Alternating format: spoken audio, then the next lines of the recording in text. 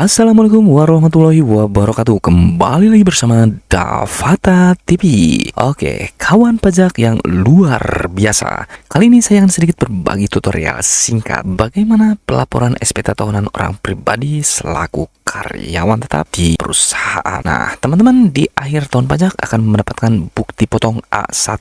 Nah, seperti ini teman-teman ya. Lantas, untuk apa ini BPA1? Nah, ini untuk dituangkan dalam SPT tahunan orang pribadi. Nah, nanti di poin 23, apakah teman-teman mengalami lebih bayar atau kurang bayar? Nah, di sini teman-teman, kasusnya di BPA1 ini mengalami lebih bayar atau minus ya, akan seperti ini di bawahnya ya. Nah, teman-teman yang mengalami kasus minus di poin 23 atau bisa dibilang lebih bayar ya, di BPA satunya lebih bayar. Lantas bagaimana pelaporannya dan kelebihan bayar ini atau kelebihan potong ini diklaim ke siapa? Nah, kita merujuk ke situs resmi pajak.go.id ya. Untuk disclaimer, ini bukan saya yang mengatakan, tapi undang-undang ya yang tertuang di pajak.go.id seperti ini, teman-teman ya.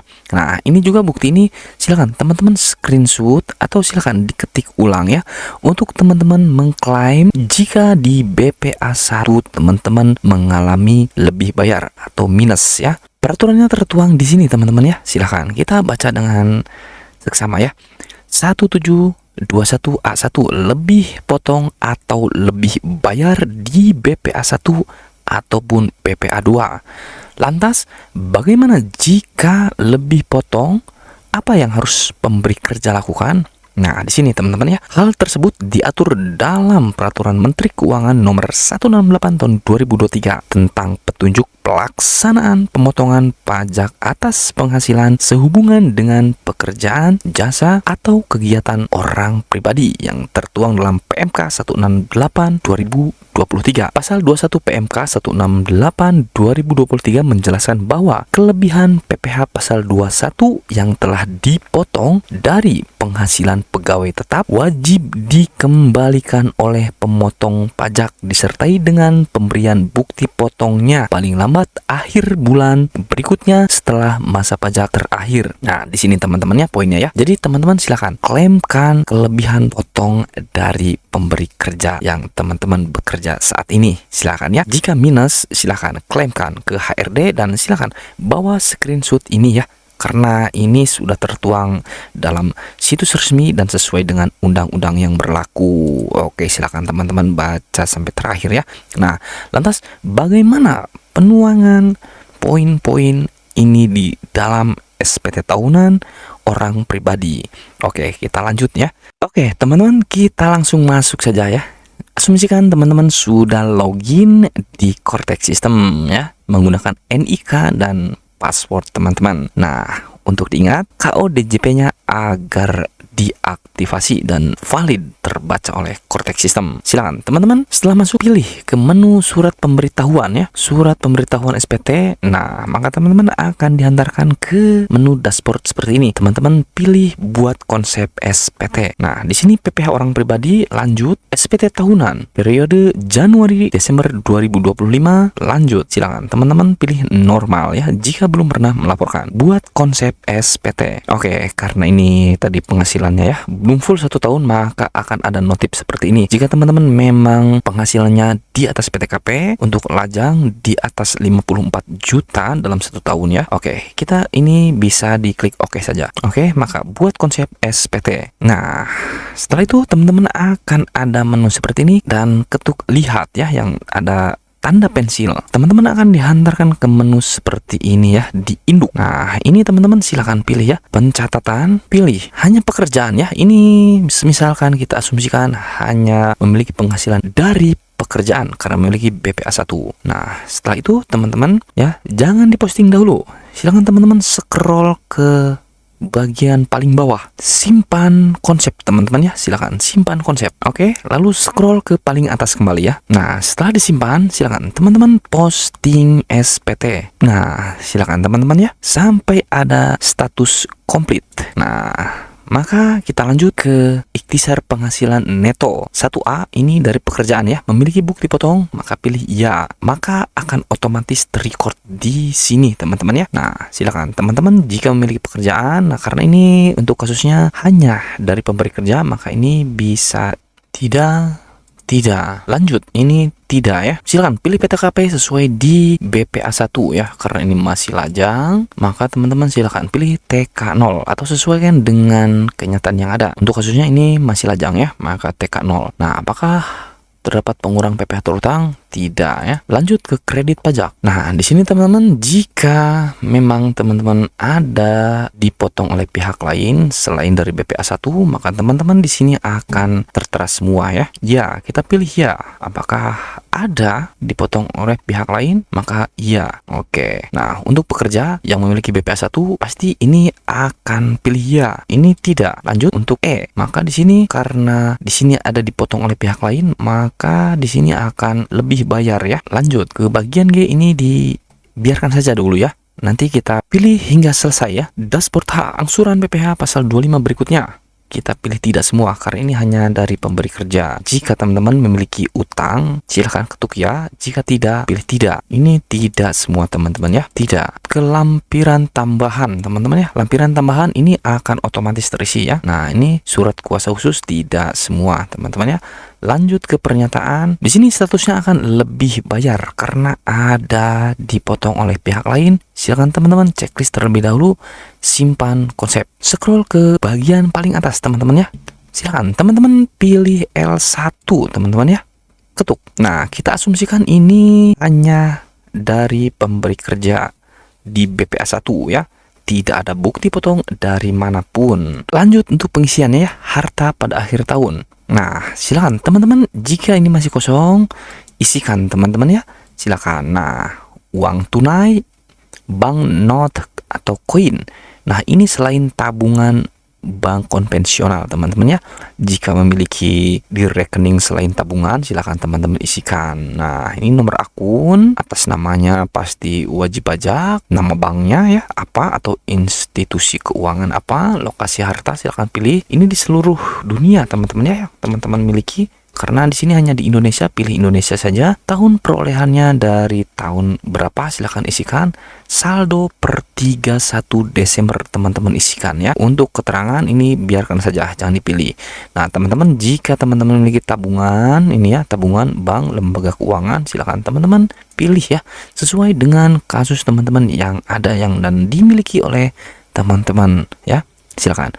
Nomor akun ini isikan rekeningnya. Atas namanya pasti atas nama wajib pajak, nama banknya ya, misalkan Bank ABC. Sesuai dengan teman-teman yang miliki, maka teman-teman ketuk simpan ya. Oke, silakan simpan teman-teman karena ini sebagai contoh, maka kita tutup ya. Oke, lanjut. Jika teman-teman memiliki piutang ya atau teman-teman meminjamkan uang atau harta teman-teman, silahkan pilih di sini ya. Piutang usaha, afiliasi atau piutang lainnya. Silakan. Nah, silakan nama penerima pinjaman, NIK-nya catat teman-teman ya. Jika wajib pajak memberikan pinjaman kepada si Abdul, ketikan NIK si Abdulnya, maka akan tertera nama di sini. Nilai piutangnya, tahun dimulai, saldo piutang per 31 Desember jika ada ya. Silakan. Karena kasusnya tidak ada, maka ini dikosongkan. Silakan jika ada, silakan pilih teman-teman ya sesuai dengan kenyataan yang ada. Nah, investasi sekuritas kita perlihatkan teman-teman ya. Jika masih bingung silakan. Ini menunya akan seperti ini teman-teman ya. Saham yang dibeli untuk dijual kembali ya, seperti membeli saham, jual beli saham di sini ya. Saham non bursa, saham bursa, obligasi perusahaan. Nah, seperti ini ya. Surat berharga, surat lainnya, kontrak investasi kolektif, instrumen derivatif. Nah, seperti ini teman-teman ya. Penyertaan modal dalam perusahaan. Nah, jika teman-teman memiliki CV ya, firma dan lain sebagainya. Bagaimana jika teman-teman memiliki PT ya? Dia menyetorkan sahamnya, maka teman-teman silakan pilih ya saham non bursa. Kalau untuk CV tadi di bawah ya sudah tertera semua di sini, silakan pilih ya sesuai dengan kenyataan yang teman-teman miliki. Oke, karena ini statusnya case-nya tidak ada, maka ini tutup saja. Langsung teman-teman scroll ke harta bergerak. Tipenya, oh ini deh guys ya, sepeda, sepeda motor, mobil penumpang, bis, kendaraan angkutan jalan, kendaraan tujuan khusus, kereta, dan lain sebagainya. Silakan teman-teman pilih ya. Jika tidak ada nominasinya di korteks ini, silakan harta bergerak lainnya. Oke, lanjut ke bagian 5, harta tidak bergerak. Nah, termasuk tanah, bangunan. Kita lihat apa saja. Silakan jika teman-teman memang memilikinya, pilih ya salah satu. Tanah kosong, tanah, dan atau bangunan untuk tempat tinggal. Ini kepemilikan rumah teman-teman ya, apartemen, kapal, dan lain sebagainya. Silakan teman-teman pilih ya. Nah, di sini teman-teman jika tidak ada harta tidak bergerak lainnya, silakan. Oke, asumsikan ini memiliki rumah. Jika ya rumah, nah lokasi harta, ukuran properti tanah, luas tanah ini ya, luas tanah isikan, luas bangunan di sini, sumber kepemilikan, silakan. Utang, hadiah, hibah, warisan, sumber lainnya, hasil sendiri, silakan ya. Tuh, di sini akan ada nomor sertifikat. Begitu lengkap ya korteks. Tahun perolehan, harga perolehan, nilai saat ini. Silakan teman-teman, jika tidak ada keterangan dari kedua ini, boleh dikosongkan, simpan. Karena WP ini masih ikut dengan orang tua, maka tidak ada kosong ya. Lanjut ke harta lainnya. Kita lihat apakah yang tertera di harta lainnya. Nah, seperti ini teman-teman ya. Silakan. Jika teman-teman memilikinya, boleh pilih salah satu. Oke, jika teman-teman memiliki handphone ya, pasti memiliki handphone ya. Silakan. Tahun perolehan, biaya perolehan, nilai saat ini, bukti kepemilikan. Nah, silakan. Ini self assessment ya, bukti kepemilikan. Silakan teman-teman sesuai dengan kenyataan yang ada. Jika memiliki handphone, silakan boleh ketikkan nama unitnya saja ya, karena ini bukti kepemilikan handphone itu tidak ada ya, atau elektronik. Nah, ini bukti kepemilikannya apa teman-teman ya? Jika memang ada, silakan ramaikan di kolom komentar teman-teman ya. Silakan informasi tambahan, silakan ya di sini. Nah, untuk keterangan silakan. Jika memang harta PPS, harta investasi PPS, silakan pilih salah satu. Jika tidak ada, boleh kosongkan. Ikhtisar harta di sini akan tertera semua teman-teman ya, jika teman-teman mengisikannya. Utang pada akhir tahun tidak memilikinya, daftar anggota. Nah, di sini jika teman-teman sudah menikah, maka akan tertera semua. Karena di sini statusnya tanpa tanggungan atau TK0, di sini akan kosong teman-teman ya. Oke, lanjut. Nah, di sini tadi kan ada lebih bayar teman-teman ya, di depan ya, di depan. Di depan ada lebih bayar. Ini karena dipotong ya teman-teman. Ini sumber penghasilan di sini. Nah, kita asumsikan ini hanya satu. Memang hanya satu ya. Kita hapus terlebih dahulu ya, biar tidak memusingkan teman-teman ya. Kita asumsikan hanya dari BPA 1 saja. Tapi untuk kasusnya, jika teman-teman memang ada bukti potong yang lainnya, silakan akui ya. Saya di sini memberi contoh jika hanya satu sumber penghasilan ya dari pemberi kerja BPA 1. Nah, untuk disclaimer ya, kenapa Bang itu dihapus semua? Oke, ini hanya untuk memberi contoh jika hanya satu sumber penghasilan saja teman-teman ya. Nah, ini sama ya. Jumlah penghasilan bruto di 30.181 ya. Teman-teman di sini sama ya. 30.181 dipotong oleh pemberi kerja sini dan netonya di 28 juta. Kita lihat. Nah, netonya di sini ya. Di poin 13, jumlah penghasilan neto akan sama ya. 28.186.320. Oke, akan sama teman-teman ya. Nah, di sini pun akan sama. Di sini tertera sesuai dengan BPA 1 teman-teman ya. Ini pengurang penghasilan bruto itu biaya jabatan. Nah, di sini seperti ini teman-teman ya. Biaya jabatan, iuran terkait pensiun hari tua. Nah, di sini teman-teman ya akan sama nih. Di poin 12 akan sama ya. Ya, betul ya, sama. Dan di daftar bukti pemotongan pemungutan ini akan kosong teman-teman ya. Sesuai dengan di BPA 1 ya, kosong, tidak dipotong, namun hanya ada lebih bayar yang harus diklaim ke pemberi kerja. Nah, sudah sama teman-teman ya. Ini statusnya akan nihil. Silakan teman-teman simpan konsep dan kembali ke induk teman-teman ya. Scroll ke atas dan pilih induk. Nah, maka di poin E ini akan nihil, statusnya kosong-kosong ya teman-teman. Kita scroll ke paling bawah. Nah, di sini teman-teman statusnya SPT akan nihil, walaupun di BPA 1-nya tertera lebih bayar. Karena lebih bayar ini silakan teman-teman klaim ke HRD, di mana teman-teman bekerja. Oke, setelah semua terisi dan tertuang dengan benar, silakan teman-teman bayar lapor dan isikan KODJP teman-teman ya. Silakan. Nah, oke, jadi seperti itu langkahnya teman-teman ya, yang memiliki memang hanya dari pemberi kerja atau teman-teman hanya memiliki BPA1 dari satu sumber pemberi kerja. Semoga tutorial singkat ini memberikan referensi yang positif ya. Mohon maaf jika penjelasannya kurang mudah dipahami. Silakan ramaikan di kolom komentar teman-teman ya. Selamat mencoba. Wassalamualaikum warahmatullahi wabarakatuh dan sampai berjumpa di internet.